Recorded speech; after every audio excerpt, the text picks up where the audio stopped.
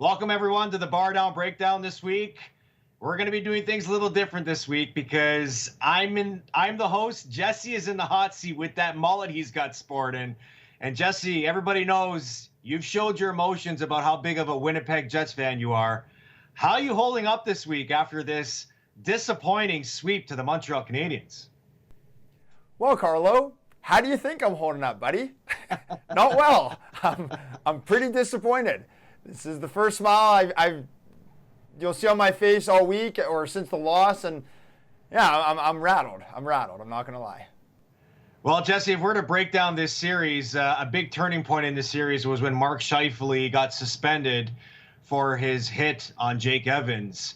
When you digest this series, do you think that was a big turning point in this series for the Jets?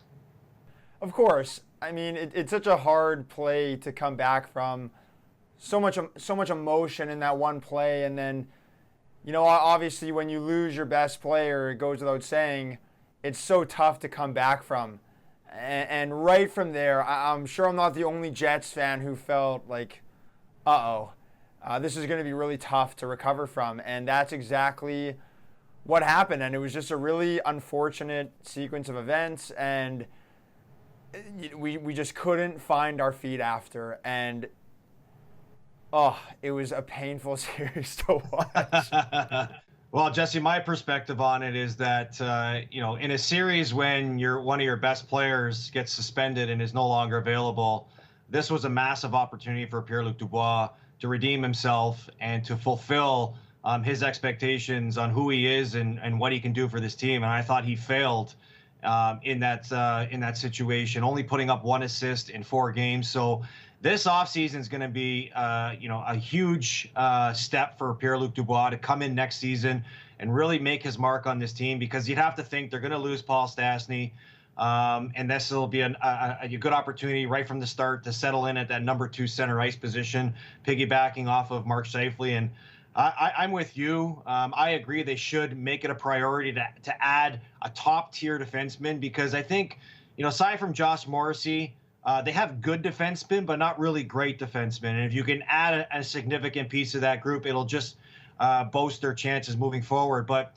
if there's one thing the Winnipeg Jets can feel really confident of, is they've been the class of the NHL of building from within. I mean, you just look at the star players that they have.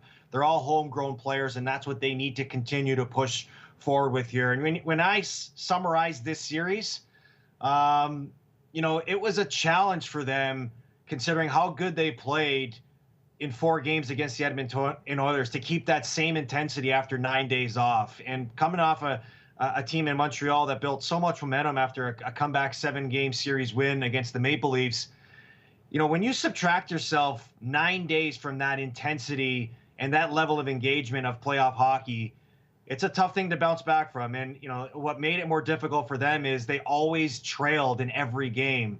And when you have to chase the game and get out of your structure, it exposes yourself to more, critical situations, which in this instance, Winnipeg just couldn't recover from. So a lot to be pleased of for the Winnipeg Jets, but also a lot to do in the offseason to continue to push forward for success for this group.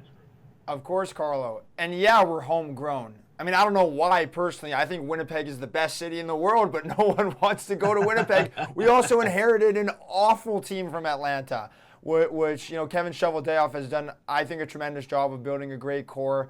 And yeah, you can't just go down against a goalie like Carey Price and expect to just find a lead after going down against him. The guy's just been straight money, and I think he's going to give either Vegas or Colorado a really, really tough time. And I think that people are counting out Montreal way too quickly. As someone who watched the series very closely, Montreal did not give up a lot of good opportunities at all. They limited the Jets to hardly any shots. We're one of the best offensive teams in the league during the year, and they just dominated us.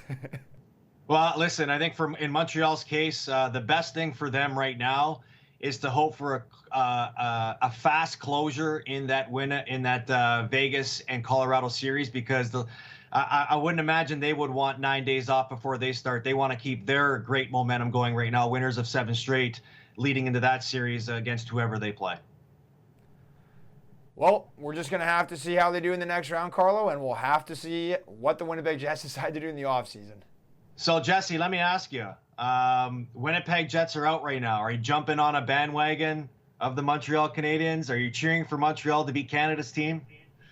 Yeah, I think so. I think Canadians, not Canadians with an E, Canadians with an A, all of Canada should really rally behind Montreal right now. It's an amazing thing. A team is this close to getting to the Stanley Cup. They're looking great. I respect the Montreal Canadiens. So as you know from our talks on the radio, Carlo. So I am. But I mean, I wouldn't mind seeing Colorado win, and at the same time, I think it'd be really nice to see Mark Stone win a Stanley Cup. Good Winnipeg boy. You're older than me. Played in a similar hockey system, and it would just be cool. Yeah, for me, I mean, I don't have any attachment to, a certain team. Obviously, being a former Maple Leaf, I have, some ties with the alumni, being a former player. I just can't cheer for the Montreal Canadiens. I mean, I know in Toronto and at the CN Tower last night, they lit it up blue, red, and white. I think that's the wrong message to send people in Toronto who are already tasting a lot of bitterness considering the way they lost to the Montreal Canadiens. So if any other year I'd be cheering for any other Canadian team, I was hoping to cheer for the Jets. I jumped on their bandwagon, but unfortunately they couldn't get the job done against the Canadiens. So we'll see who wins. We popped a tire, Carlo. That bandwagon popped a serious tire. We did. Too many people. You asked too many people to jump on. we hit a speed bump and the whole thing just collapsed.